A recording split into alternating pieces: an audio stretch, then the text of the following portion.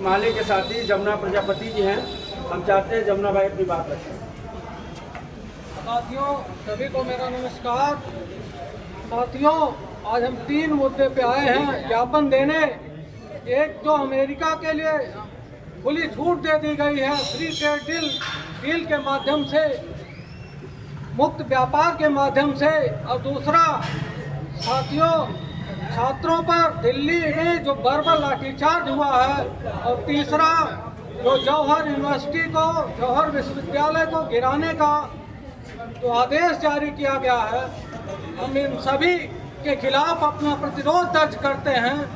हम चाहते हैं कि धर्मेंद्र प्रधान, जो छात्रों की मौत के 24 छात्रों की मौत के जिम्मेदार हैं, वो तुरंत इस्तीफा दें, अन्यथा उन्हें बर्खास्त किया जाए। और इसके जिम्मेदार नरेंद्र मोदी की सरकार, नरेंद्र मोदी इस्तीफा दें।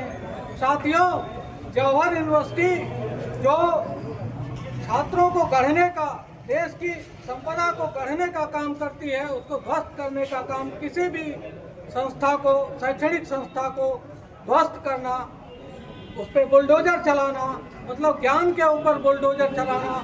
तीसरा, आप देखिए, इसको जोड़िए कि राहुल सांकृत्यायन जो ज्ञान के बहुत बड़े स्रोत हैं हमारे लिए बहुत बड़ी उपलब्धि है इस आजमगढ़ के लिए। आजमगढ़ जिन पे गर्व करता है, बंगाल में उनकी मूर्ति को जमींदोज कर दिया गया है। हम इस पे अपना पूरा प्रतिरोध दर्ज करते हैं तो मूर्ति वहाँ पुनः स्थापित हो। साथियों, इसके समय कम है, तमाम साथी आए हुए अपनी बात रखेंगे। इंकलाब जिंदाबाद। हम लोगों के बीच में साथी राजशेखर जी हैं, आए अपनी बात रखें। सभी साथियों को मेरा इंकलाब जिंदाबाद। आज जो ज्ञापन, एक अमेरिका और भारत का जो फ्री ट्रेड डील है, साथ में जो दिल्ली में जिस तरीके से छात्रों पर, नौजवानों पर हमला हुआ और जौहर यूनिवर्सिटी से विध्वंस हो रहा है, उस पर एक ज्ञापन दिया गया।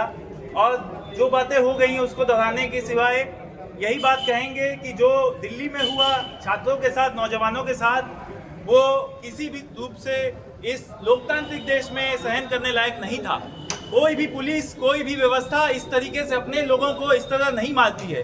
अंग्रेज सरकारें भी जब यहाँ पे थी, अंग्रेजों का शासन था, तो वो भी इस तरह से बर्बरता से नहीं पेश आते थे। उस दिन का दृश्य देखकर हमें जलियांवाला बाग याद आया, जिस तरीके से बच्चों पर, मासूम बच्चों पर, 16 साल 15 साल के बच्चों पर, महिलाओं को मेल पुलिस वालों ने, पुरुष पुलिस वालों ने झापड़ मारा है, वो कतई हम उसको बर्दाश्त नहीं करेंगे। कल जिस तरीके से देखे आजमगढ़ के युवा बाहर सड़क पर निकले थे, इस तरीके से देश भर में युवा बाहर निकल रहा है, सिर्फ इस सवाल पे कि कैसे उनको मारा गया। तो वो क्रोध एकदम जायज है और उन बच्चों का क्रोध एकदम जायज है, और वो और भी निकलेगा। और सरकार सबसे प्रबल मांग है कि धर्मेंद्र प्रधान जो एक अपराधी है, जिसने पेपर लीक करवाए हैं, उसको इस्तीफा देना चाहिए। नरेंद्र मोदी जो अपने काम को ढंग से नहीं कर पाया है, अपने बच्चों को मरवा रहा है, उसको इस्तीफा देना चाहिए। सरकार को तत्काल भंग कर देना चाहिए। इसी के साथ ये बात को खत्म करेंगे। और किसानों के हित के खिलाफ जो ये ट्रेड डील हुई है, इसका भी पूरी तरीके से हम विरोध करते हैं। इसको खत्म करना चाहिए, वरना हमारे देश के छोटे किसान खत्म हो जाएंगे और अमेरिका जैसा देश हमें वापस गुलाम बना देगा। शुक्रिया। इंकलाब जिंदाबाद। साथियों, हम लोगों के बीच में इस जिले के जाने माने साहित्यकार सत्यम प्रजापति जी हैं, और किसी लड़ाई में कभी न हो साहित्यकार न हो, लेखक न हो, तो वो कार्यक्रम सफल नहीं होता है। तो सत्यम भाई अपनी बात रखें। सत्यम प्रजापति। सभी साथियों को नमस्कार। मुझे ज़्यादा कुछ नहीं कहना है, यहाँ पे तमाम पुलिसकर्मी हैं। आप इस छोटी सी बात को समझिए। अभी हमारे राजनाथ भाई कवि जी ने अपना सांस्कृतिक प्रतिरोध दर्ज किया है गीत के माध्यम से। आप मुझे बताइए, अपनी बात को रखना और अपने गीत के माध्यम से एक प्रतिरोध को दर्ज करने की सजा क्या दिल्ली पुलिस अपने डंडे में नुकीली कांटी लगा के देगी? क्या इसकी सजा एक्सपायर गोले और बारूद से दिए जाएंगे? क्या इसकी सजा खुद गाड़ी तोड़कर उनके ऊपर आरोप लगाए जाएंगे? यह अत्यंत निंदनीय हुआ है जो भी कल दिल्ली में छात्रों के साथ हुआ है। जिस देश में ऐसी घटनाओं पर इस देश के लोगों को शर्म करनी चाहिए, उस पर एक तानाशाही सरकार गर्व कर रही है। यह अत्यंत निंदनीय कृत्य है और इसका हम सभी लोग, हम सभी संगठन के लोग, हम पूरे आजमगढ़ के लोग इसका विरोध दर्ज करते हैं और उस सरकार को आजमगढ़ की राहुल की धरती से लानत भेजते हैं कि तुम लोगों की ऐसी बर्बरता है, ऐसी तानाशाही है कि तुम लोग, जिसने इस पूरे देश को एक नए ऊंचाइयों पर दिया, जिसने विश्व स्तर पर भारत की एक नई पहचान को स्थापित किया, जिसने चाइना से लेके तिब्बत से लेके भारत के जो मूल ग्रंथ थे उन किताबों को भारत में लाया और जिसने आजमगढ़ के नाम को पूरी दुनिया में फैलाया, तुम लोग उसकी मूर्ति को तोड़ने का काम कर रहे हो। ये जाहिल और निशन सरकार कान खोलकर सुन ले कि हम स्टूडेंट, हम छात्र लोग हैं, यहाँ पढ़े लिखे बुद्धिजीवी किसान मजदूरों का जो संगठन है कभी माफ करने वाला नहीं है। आगे ये लोग चुनाव में आपसे सीधा बदला लेने की कोशिश करेंगे, इस बात को आप जान ले। और इस वीडियो के माध्यम से मैं बताना चाहता हूँ कि जुल्मी जब जुल्म करेगा सत्ता के गलियारों से और चप्पा चप्पा गूंज उठेगा इनकलाब के नारों से। इसी के साथ मैं अपनी बात खत्म करता हूं। साथियों, आपने देखा कि हम लोगों ने आप ज्ञापन दिया, हमारे साथियों ने अपनी बात रखी और मैं कहना चाहता हूं कि 50 साल के इतिहास, 75 साल के देश के इतिहास में पहली बार जो है इस देश का निकम्मा प्रधानमंत्री पिछले दरवाजे से भागा। बिल्कुल, वो प्रधानमंत्री जो कहता है कि मैं 56 इंच का मेरा सीना है, वो प्रधानमंत्री पिछले दरवाजे से भाग रहा है। किसके डर से? छात्रों के डर से, नौजवानों के डर से, जिसके साथ वो मन की बात करता था, परीक्षा की बात करता था। लेकिन जब पेपर लीक का सवाल आया तो इस देश का प्रधानमंत्री पेपर लीक पे बात नहीं करना चाहता है। इस देश का शिक्षा मंत्री पेपर लीक पे बात नहीं करना चाहता है। मुझे तो आश्चर्य हुआ कि जब शिक्षा मंत्री और प्रधानमंत्री से बात होनी चाहिए ज्ञापन लेने की, तो वहाँ जेपी नड्डा ज्ञापन ले रहा था। जेपी नड्डा ज्ञापन ले रहे थे जिनका शिक्षा विभाग से कोई मतलब नहीं है। ठीक उसी तरह जब मिलावट में पेट्रोल का सवाल आया तो उस पर सफाई जो पेट्रोलियम मंत्री है वो नहीं दे रहे हैं, गडकरी साहब दे रहे हैं, जिनके बेटे इथेनॉल बेचते हैं इस मुल्क के अंदर। तो साथियों, ये लड़ाई शुरू हुई है और इस देश के हुक्मरान समझ लें कि लाठी डंडे की ताकत पे अब नहीं रोक पाओगे। आज साथियों हम लोगों ने ऐलान किया था, वो भी हम लोगों ने शाम को मैसेज नहीं डाला, सुबह 9 बजे मैसेज डाला कि हम लोग जिलाधिकारी महोदय को ज्ञापन देंगे। थानाध्यक्ष पवई से लेकर थानाध्यक्ष तहमा तक जो है हरकत में आ गए।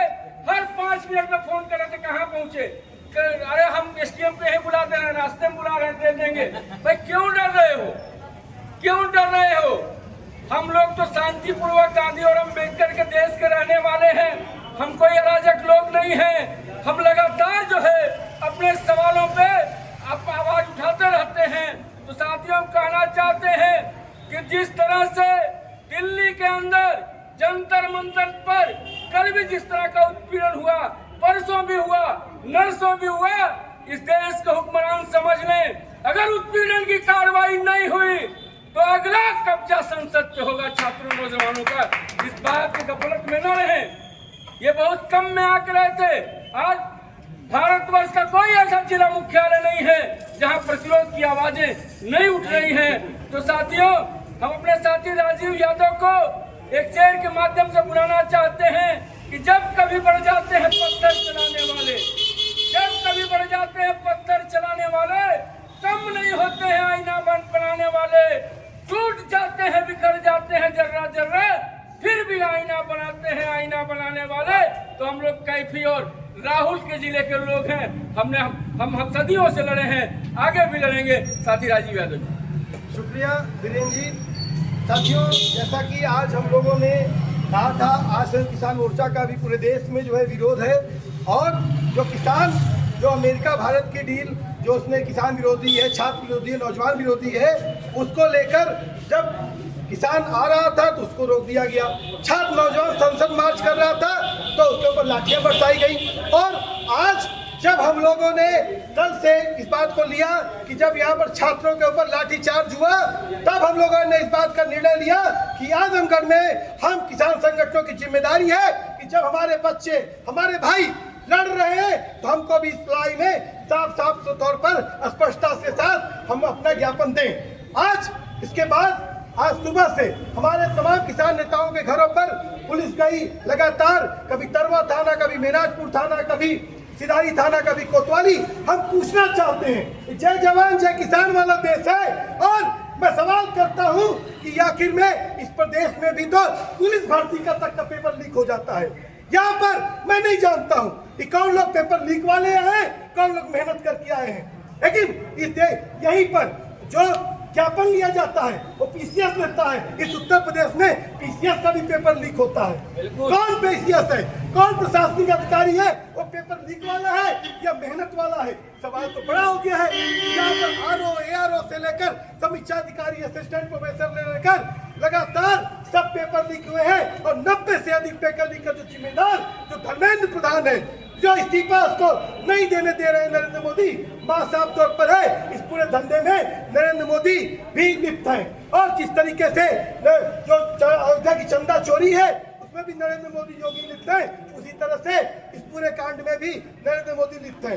सवाल इस बात का है साथियों कि संसद मार्च करना था छात्र नौजवानों को, तो आपने संसद मार्च नहीं करने दिया, उनके ऊपर लाठियां बरसाई, उनके ऊपर गोले बरसाए, यहाँ पर बैरिकेडिंग में आपने करंट दौड़ा दिया। अब कहाँ पर बात करते हैं? ये भारत है, ये लोकतंत्र है, और हमने जिंदा कर दिया। इस देश के छात्रों नौजवानों ने किसानों के बाद एक बार फिर से इस देश में जिंदा कर दिया। इस देश में लोकतंत्र जिंदा है, बाबा साहब भीमराव अम्बेडकर का संविधान जिंदा है, और जब तक बाबा भीमराव अम्बेडकर का संविधान है तब तक मैं ऐलान करता हूँ यहाँ से कि योगी अपने बुलडोजर को पीछे कर लो, अपने बुलडोजर को अपने मठ में कैद कर लो। जवाहर यूनिवर्सिटी पर तुम्हारा बुलडोजर नहीं चल पाएगा। जवाहर यूनिवर्सिटी पर अगर तुमने बुलडोज करने की कार्रवाई की तो इस देश का, इस मुल्क का तमाम छात्र नौजवान खड़ा होगा। साथियों, हम आपके माध्यम से कहना चाहते हैं, आप पुलिस वाले भी हैं यहाँ पर, आप यहीं पर 200 मीटर पर आपकी ही बेटी होगी, आपकी ही बहन होगी, यहीं पर 200 मीटर पर उसने सृष्टि यादव ने आत्महत्या किया। क्या प्रशासन के लोगों के पास इतना वक्त नहीं था कि वहाँ पर सृष्टि यादव के यहाँ पर जाते, वहाँ पर जो आत्महत्या किए उनके जिम्मेदारों पर आप कार्रवाई करते? क्यों? क्योंकि इसका जिम्मेदार इस देश का प्रधानमंत्री है, इस देश का शिक्षा मंत्री है। साथियों, ये लड़ाई है और ये लड़ाई चल चुकी है, और साफ तौर पर है इसमें कोई समझौता नहीं है, क्योंकि हमला तुमने बोला है और हमने हर जोर जुर्म की टक्कर में संघर्ष हमारा नारा है, और इस संघर्ष के बल पर हम इस लड़ाई को जीतेंगे।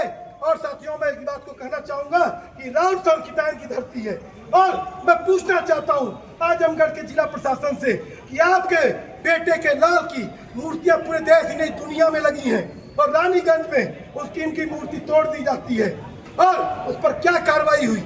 उसकी मूर्ति को तत्काल जिन लोगों ने तोड़ा है उनके ऊपर कार्रवाई हो और मूर्ति को लगाया जाए। तो साथियों, आज का जो किसान संगठनों का ये जो मार्च है, ये तमाम हमारा आंदोलन है, इस तरीके से इस आंदोलन को आजमगढ़ प्रशासन ने विफल करने की कोशिश की। हमारे किसान नेताओं के घरों पर वहाँ पर पहरे बैठा दिए दरोगा पुलिस कर, तो हम दरोगा ठानी, हम लाठी डंडा से डरने वाले नहीं हैं। हम इस देश मुल्क को आंदोलनों के बल पे पाए हैं, आंदोलन के बल पे बनाएंगे और आंदोलनों के बल पे चलाएंगे। ये मुल्क सावरकर का नहीं है, ये मुल्क खड्गेवार का नहीं है, ये मुल्क भगत सिंह का है, ये मुल्क अम्बेडकर का है। और साथियों, हम कहेंगे कि आने वाले दिनों में 24 तारीख से एक रामपुर में जवाहर यूनिवर्सिटी के सामने एक धरना शुरू होने जा रहा है, और इस देश में हर गली में, हर नुक्कड़ में अब धरना शुरू होगा। आपके पास कितनी पुलिस है हम जानते हैं, और साफ तौर पर है भाई कि पंजाब और हरियाणा में जब किसान निकल गया तो पुलिस ने, जवानों ने कहा कि हम लाठीचार्ज नहीं करेंगे, क्योंकि उन्हीं का बाप, उन्हीं का भाई लड़ रहा था। तो मैं जानता हूँ आप लोगों का भी दर्द, तो मैं साफ तौर पर कहूँगा कि हमारी लड़ाई है, मजबूत लड़ाई है, सरकार के खिलाफ है, और नरेंद्र मोदी के इस्तीफे तक ये लड़ाई चलेगी। इनकलाब जिंदाबाद।